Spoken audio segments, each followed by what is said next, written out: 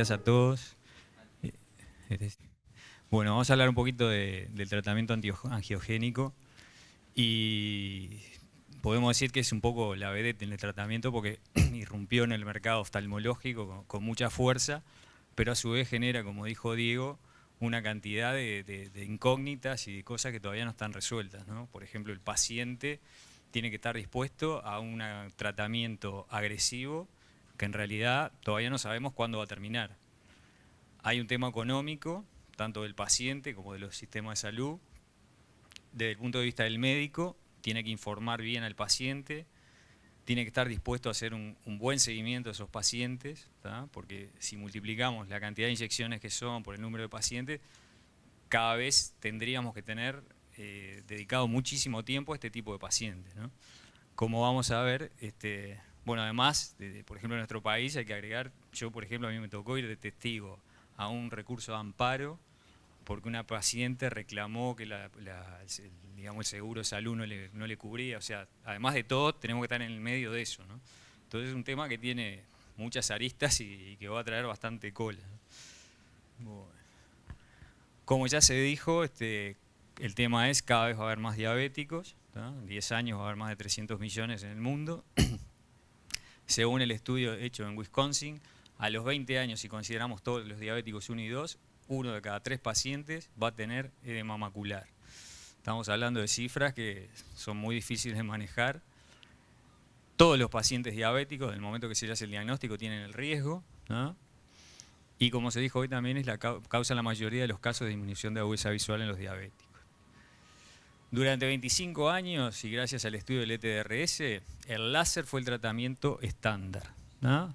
Pero ¿qué pasaba con el láser? Si bien se vio que era muy bueno, se obtiene una reducción del 50% de la disminución moderada de la agudeza visual comparando con pacientes no tratados.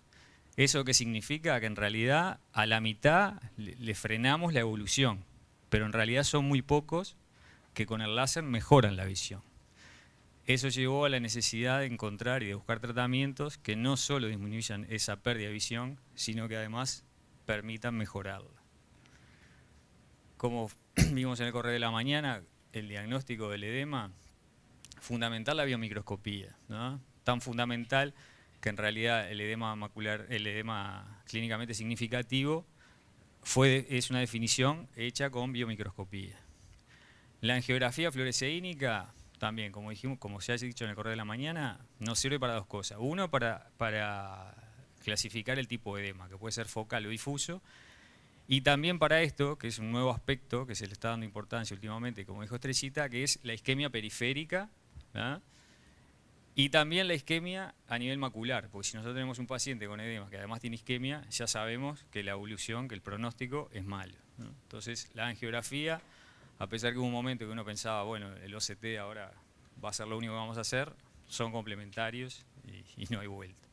El OCT permite medir directamente el espesor de la retina, pero también nos permite ver otros elementos como la tracción vitreomacular o las membranas epirretinales.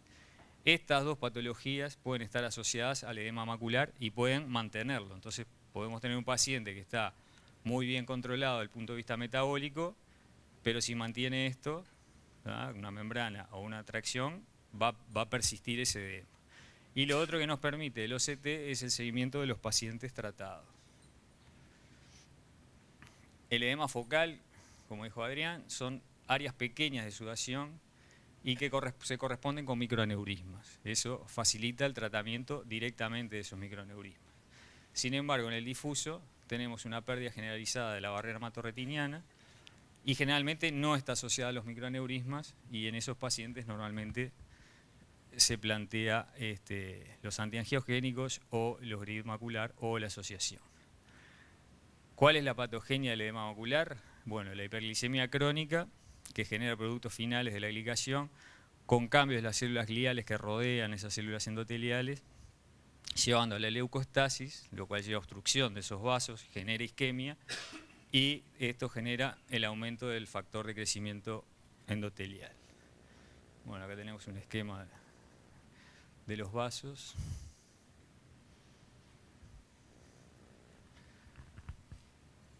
¿Cuál es digamos, la acción del factor de crecimiento? Aumenta la permeabilidad vascular por cambios en las uniones estrechas de las células endoteliales, favorece la migración de células inflamatorias, lo cual lleva a la destrucción de las celulares en los vasos retinales.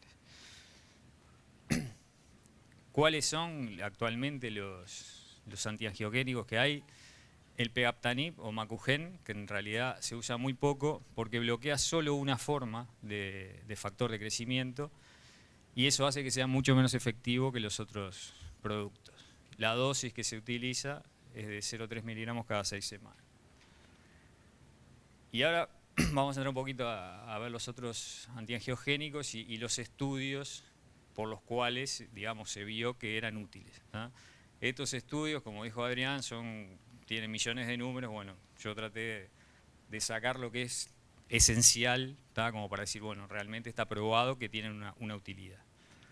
El bevacizumab, ¿no? El Avastin, es un anticuerpo monoclonal del que deriva el ranibizumab. Inhibe todas las formas de factor de crecimiento A. ¿Tá? O sea que ya vemos que es más efectivo que el Macugen y por eso lo fueron desplazando. El estudio que se hizo, que se llama VOLT, comparaba el bevacizumab contra el láser. Y a los 2 años se vio que el antiangiogénico mostraba una ganancia en promedio de 8.6 letras, usando los optotipos del ETDRS, mientras que el láser solamente 0,5 letras, ¿no? Y se vio que las complicaciones o la seguridad en el uso para el tratamiento era similar en ambos procedimientos. El ranibizumab o Lucentis es un fragmento de anticuerpo que inhibe a todas las formas también de factor de crecimiento A. Fue aprobado por la FDA en abril de 2012 para el tratamiento del edema macular diabético a una dosis de 0,3 miligramos por inyección. Los estudios en los que se basó son estos, el RISE y el RIDE, que comparaba inyecciones de 0,3 contra inyecciones de 0,5 contra placebo. Que se vio que a los 2 años se buscaba con estos tratamientos cuáles pacientes ganaban 15 o más líneas de agudeza visual. Y se vio que los tratados con ranibizumab mostraban una clara diferencia a favor en relación a los del placebo, ¿no? También se estudió la necesidad de láser y se vio que era menor en los pacientes que recibían antiangiogénicos. Y también se vio un menor espesor en el edema cuando se medían con el OCT. Luego el otro estudio, que tiene varias ramas y que todavía continúa, ¿tá? Es el DRSR Network, que comparó estos 4 grupos, 0,5 ranibizumab más láser, ya sea focal o grid, precoz. ¿Tá? El precoz era que se hacía en menos de 7 días luego de la inyección. Contra un grupo similar, pero que el láser se hacía más tardío, ¿no? Era a más de 24 semanas. Contra otro grupo el cual se le daba triamcinolona y se le agregaba láser, y el grupo de las inyecciones placebo más láser. ¿Qué se vio al año? Que los que recibían láser precoz con ranibizumab o láser tardío tenían una ganancia de 9 letras en promedio, mientras que la triamcinolona ganaban 4 y el placebo apenas 3. A los 2 años, ahí cambió un poco la cosa. El que tenía el láser tardío tuvo la mejor ganancia, el precoz el siguiente, la triamcinolona fue el que estuvo peor, digamos, resultado, y el placebo más el láser 3 letras de promedio. Acá en este esquema, digamos, me parece bueno porque se ve más directamente qué es lo que pasa con cada uno de estos grupos. Acá tenemos en amarillo el grupo que recibía láser y una inyección placebo, ¿no? Entonces, como vemos, tiene una tendencia ahí a levantar, seguramente por el láser, pero que después se estabiliza, ¿no? Los que recibían triamcinolona, en principio, tenían una respuesta bastante similar a los antiangiogénicos. Pero se ve que acá, más o menos en la semana 24, empieza a caer y sigue cayendo. Y a los 2 años tiene un resultado peor que los que recibieron solamente el láser, ¿no? El mejor grupo sin duda fue el que recibió el ranibizumab, ¿no? Teniendo en azul el que recibió el láser precoz en menos de 7 días, ¿no? Que hasta el año era similar al otro. Pero sin embargo, los que recibieron el láser tardío continuaron ganando algunas letras y los que recibieron el láser temprano lo perdieron. Todo esto está en ver qué va a pasar a los 2, a los 5, a los 10 años, ¿no? Son todos estudios que se siguen analizando. Después tenemos el aflibercept, ¿no? Es una proteína de fusión que se une a dos tipos de factor de crecimiento y a otro factor de crecimiento placentario, también 1 y 2, que se supone que también interviene en la producción del edema macular. En estudios con animales mostró una mayor capacidad de unión al VGA y una mayor mida media que el ranibizumab. Sin embargo, esto no es extrapolable, digamos, al tratamiento humano y hay que ver si realmente lo que se ve en la teoría después se puede demostrar de que tenga una duración más extensa que los otros antiangiogénicos. Uno de los estudios es el Da Vinci, que comparaba el 0,5 por mes contra 2 miligramos por mes contra otro grupo que recibía una inyección durante 3 meses y luego cada 8 semanas y otro grupo que recibía una inyección cada 3 meses y luego según la necesidad. Y el quinto grupo era el que recibía el láser según el ETDRS. ¿Qué pasó a los 2 años? Los que recibieron aflibercept tuvieron entre un 8,5 y 11,5 de ganancia de letras y el láser solo 2,5. En el espesor retinal, el aflibercept tuvo una disminución casi de 200 micras, mientras que el láser casi de 70 micras, lo cual también demostró la utilidad y el beneficio de su uso. Luego se hicieron estos estudios, este se hizo únicamente en Estados Unidos, este en el resto de los países, pero era similar, era aflibercept durante 3 meses, luego una por mes, aflibercept durante 3 meses y luego cada 2 meses, y después el otro grupo que era el placebo más el láser. ¿Qué pasó al año? El aflibercept ganó entre 11 y 12 letras, mientras que el láser apenas una letra con 2. ¿Se pueden comparar? ¿Son igual de efectivos? Bueno, en agosto del 2012 este grupo de estudio comenzó un estudio comparando, ahora sí, el ranibizumab contra el bevacizumab contra el aflibercept. El tema es que estos resultados todavía no están, ¿verdad? No salieron, se calcula que van a estar aproximadamente para agosto de este año. Y bueno, ahí realmente sí vamos a tener una comparación directa entre los distintos antiangiogénicos. ¿Qué se puede concluir con lo que hay hasta hoy? Que el bevacizumab, el ranibizumab y el aflibercept todos mostraron notorias mejorías en términos anatómicos y funcionales, ¿no? Todavía no hay estudios que demuestren los beneficios de uno sobre otro y que es necesario determinar cuál es el más efectivo, la dosis ideal y el tiempo de uso. Siguiendo un poco con esto basado en la evidencia hasta el momento, ¿qué se puede recomendar para el tratamiento del edema macular?